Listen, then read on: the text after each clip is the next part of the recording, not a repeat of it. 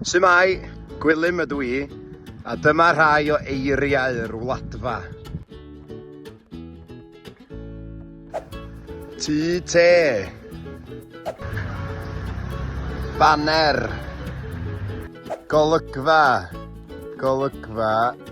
anhygoel, draig, afon camwy,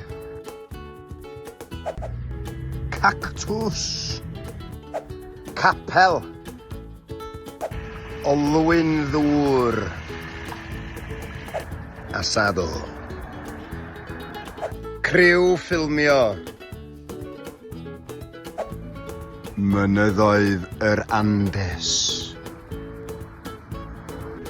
A dyna ni, rhai o eiriau'r Wladfa. Cofiwch wylio Gwladfa ar S4C.